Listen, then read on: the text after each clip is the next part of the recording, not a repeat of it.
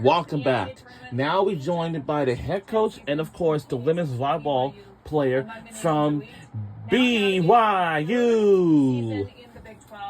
It's a very cool university, you know. So let's just listen into what they have to say. Let's see what the women's volleyball player name. Also alongside her is one of her standout middle blockers, Brielle Kemavor. And Brielle, her name is Brielle something, but I have to see what her last name is. Region honors last season, also setting the BYU rally scoring era record with 31 solo blocks. That is just absolutely amazing. Brielle, we are excited to get to talk to you as well. Thank you so much. So excited to be here. Thank you. Well, Brielle, let's start with you. You were a Big 12 lift student, athlete representative over the summer. And for those that aren't familiar or aware of the program, can you tell us more about it and what that experience was like? 100%, yeah. So over the summer, I got to go to Orlando, Florida. And her name is Brielle Kemavor, and she's the middle blocker of her women's volleyball team. Changes that were being made and have that student athlete input. So LIFT stands for Leadership Initiative Future Team, and it's a group of student athletes that get to come together every couple of months and put our opinions and put our voices into key decisions that are being made that affect us. So I got to go and put my input in about a bunch of different things, and that was super cool, and I was super grateful to be able to go and represent. Coach, you had a very young team last season. As you looked ahead to plan this current preseason to get ready for Big 12 play, what were your thoughts and goals going into it? Yeah, understanding that we're still young, we've still got a lot of room to grow, and so scheduling is always a little finicky. You have some goals that you want to achieve, and so I think one of the things our schedule allows us to do is to play different lineups to let our team compete. They're already competing a ton in practices and having a great time, and so that's going to. And let's take a look at their upcoming schedules for BYU. Yeah, I know the 18 take on FDU or Central Michigan, and I know on the 30th they take on High Point. And you know, it's just other teams what it's like coming up like that. Like this is their non-conference schedule, but the schedule, well, the final schedule should be coming out way later soon. So now, I just want to let you know we have women's volleyball season is around the corner. How has that early experience paid off? Women's volleyball. Yeah, I mean, our team was. Wouldn't it be nice if we play against the ladies? We had a lot of growing pains, but they experienced a lot through last year. We had a lot of opportunities to reflect, and they did a great job in the offseason. We had 16 of our 18 players here in the spring, in the winter, able to compete together and play and implement more of our systems and get more experience. And so I think every time you get to play a match or a season with the team and they come back and they return, they're just expected to know a little bit more and play a little bit better, a higher level, and I think you'll see that with our group and with our additions. They're hungry, they're excited, and to be determined really what lessons we've learned. We've talked about the lessons, we know what we want to learn from it, but really it's going to come down to on the court, playing those matches. Have we really matured? Have we really grown? I know we have. I'm excited for them to show it to themselves, really, that we're a little bit better and we have more experience, we're hungry, and they're excited. They're excited to compete. This question is for both of you. As you enter year 3 here in the Big 12, what have you learned through the first 2 seasons?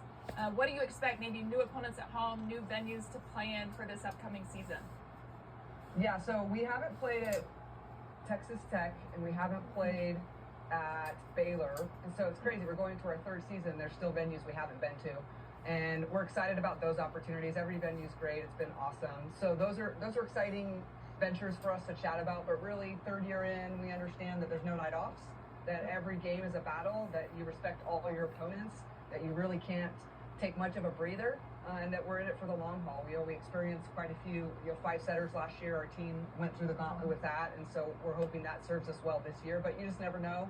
When you've got a new group, we're still forming, and this year is going to be about this group. It's going to be about this team. We want to move forward from the past, but we're a year older, better. We've got players that were here now that weren't there last year, and so we really just want to move forward with this group. Brielle, last season. Oh, go ahead. No. Yeah, the only thing that I can add is that we're really, really focused on our plan and focused on what we want to do with our team when we go into these new venues and we go and play these teams. Because like we said, third year in, and there's still places we haven't been yet, but we're going in with our positive set mindset, and we have our plan, and we're going to stick to that. So that's what I'd add. Well, and Brielle, last season your game exploded. You just got so good so fast, but you know, to the fan, it looks like it happened overnight. We know there's a lot of hard work behind that. Can you kind of talk through the specifics of where you wanted to put the effort into improving your game? 100%, yes. So it started back in last January. So right after the season before last season. And it was about an 8-month long period. So from January to August, it was kind of my time frame of really, really focusing on a bunch of different things that I wanted to improve at. So I really, really honed in on my nutrition. Weightlifting was a really big thing, just trying to get stronger and faster and more explosive. That was one of my really, really big things that I wanted to contribute to the team. But then also the volleyball side of it. You have to be in the gym and work on the skills that you want. So lots of blocking reps, lots of hitting reps, getting other people to come and hit at me and things like that, just so I can improve and to help my team was my biggest thing. So it was about an 8-month period of every single day was a grind. There was no days off. That I really, really wanted to be the best I could be for my team. And to follow up a little bit on that, Brielle, I want to know what it's been like for you to play for head coach Heather Olmstead and how she's impacted your growth as a player.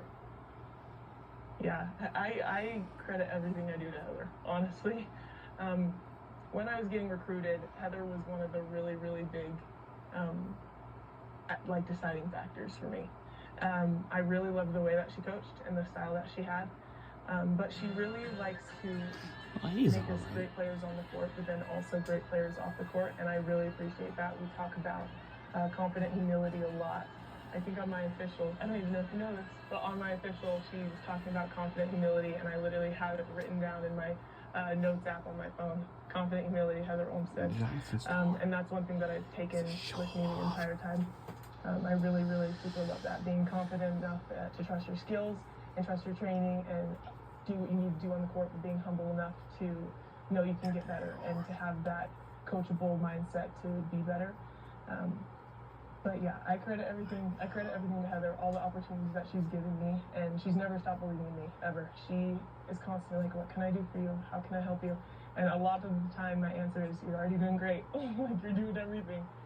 So the opportunities that she gives us I'm super, super grateful for that. Thanks. Brielle, we can really see how you've already stepped into that leadership role. But for Coach, who are some of those other leaders that you've seen both vocally and by example? Yeah, so just to piggyback off BK, I mean, what she did two off seasons ago was incredible, but the growth she had last spring, well, she wasn't able to play as much this last spring. She was going through some stuff. And so her leadership just on the court with the teammates, with our culture, she grew in so many ways from her first spring to her second spring and now her junior year. Excited to see that leadership off the court combined with her physical ability. You know, she really knew what she wanted. She wanted to play. She put in the work and she earned it, you know, is playing based off her merit. So she's been a great leader for us in this off season. We've got some older kids. We've got Hannah Builder, who's been here for 4 years, and she knows our culture and she's doing a great job leading. We've got, you know, Mia, who's a junior, Claire, who's a junior. We've got a lot of different players. Alex is a freshman setter who's vocal and works hard. There's so many different leaders on our team that we want that to happen organically and naturally. We don't want to force it. And then we have some young players that all four of our freshmen came in January and were a great addition to our team. And they've been pretty vocal and pretty energetic and really want to get after it. And they've been able to raise the level in our gym competitively and talent-wise. And so leadership is going to be kind of a collective thing. To be determined exactly what that looks like. I think that's going to take some time as our team is still forming and figuring out who we are. But we definitely have players that have been here, that have done that are ready to keep moving forward and are hungry, like I mentioned. And Coach, you talk about some of those new players. Obviously, Suley Davis, a player that most of the nation, it's been on their radar. She was a preseason pick for Freshman of the Year. Can you talk a little bit about her game? Obviously, she's got some great international experience as well, but what does she bring to the gym?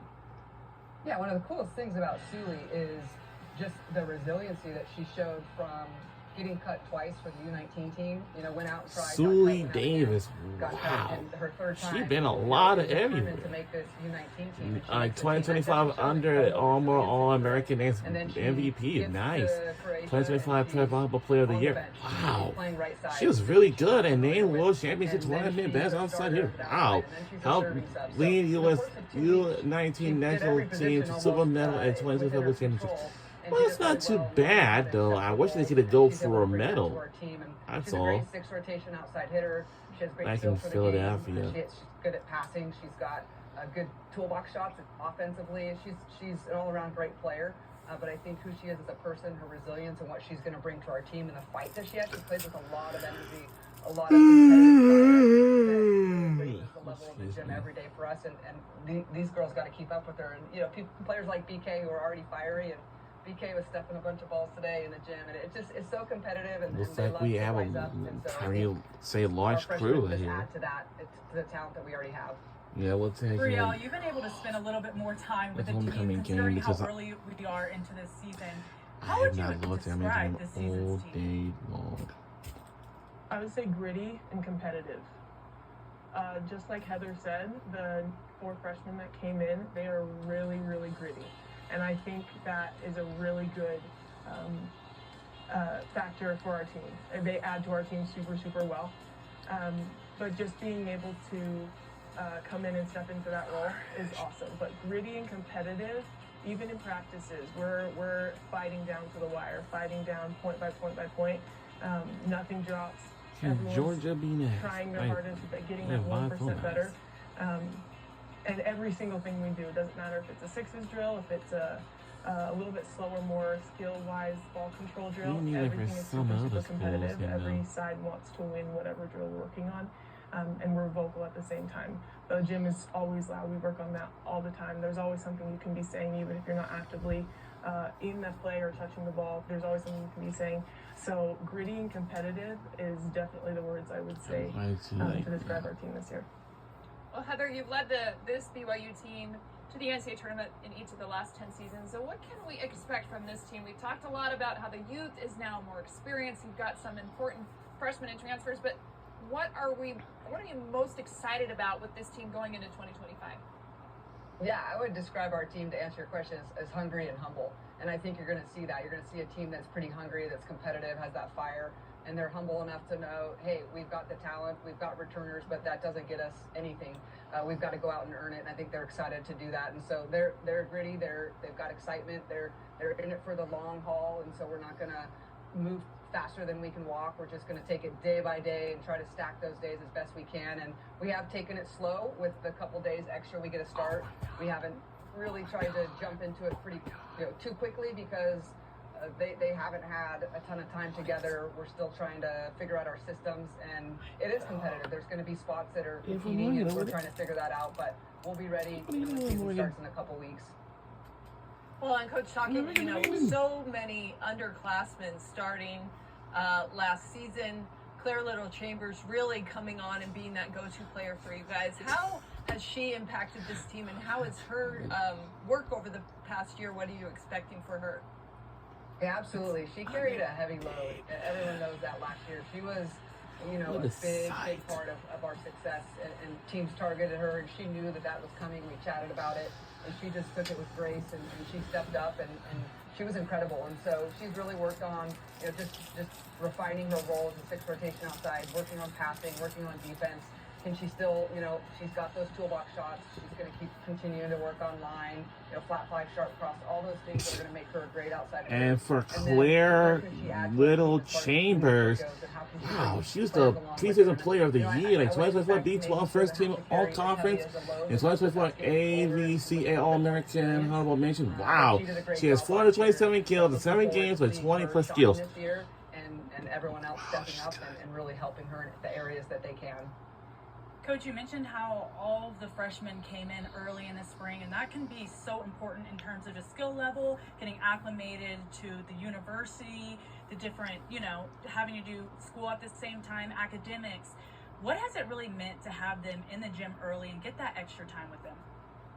Yeah, honestly, I would like to ask them if they even feel like freshmen anymore. I think they forget, and I do, that they're actually going into their freshman year. It's so weird to think that they were here for 4 months and then another 4 months in the summer, but they're still entering their freshman year, second semester, but freshman year of college. So they feel like seasoned veterans. I don't know if they would say the same thing. Feel like freshmen. They don't feel like freshmen. It feels like we're united. We had 2 additions, in Emma and Elena this fall. So again, we're at 16 now. We got 18, and we're going forward, and they're part of our team. We want everyone to feel like they matter, that we need them, and then we're gonna have to figure out what that looks like, and we're gonna have to figure out how we can become a team. And we've talked about staying united. We've talked about playing for each other. We've talked about being all in for the team, and the we over me, and they're bought into that. And I think that just comes with time as we enter and start competing and start getting to put some lineups out. How are we going to respond, and how are players going to back each other up, and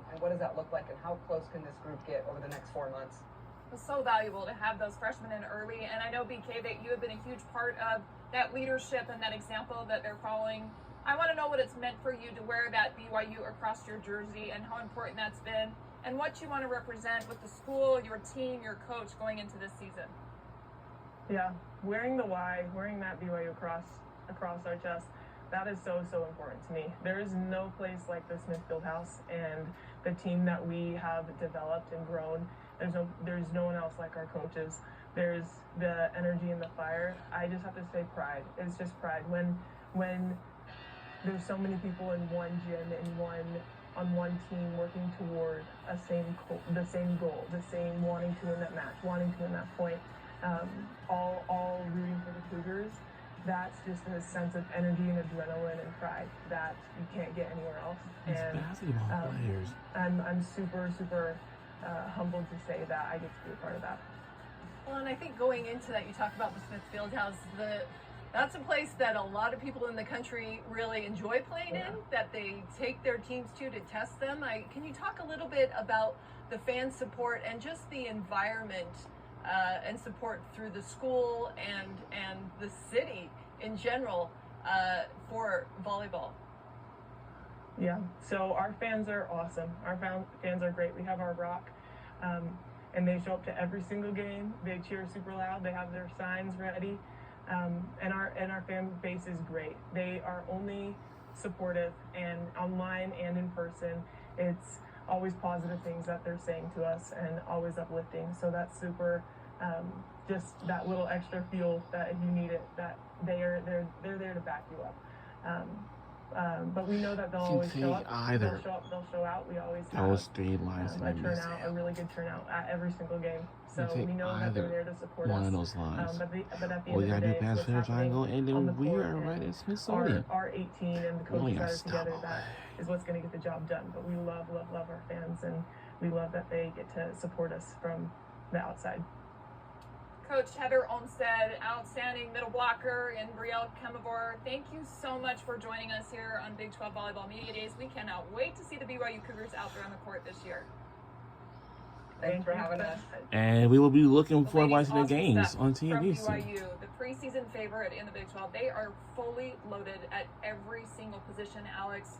And as we dove into some of the transfers and these freshmen coming in, so much experience coming back this year. What stood out to me was the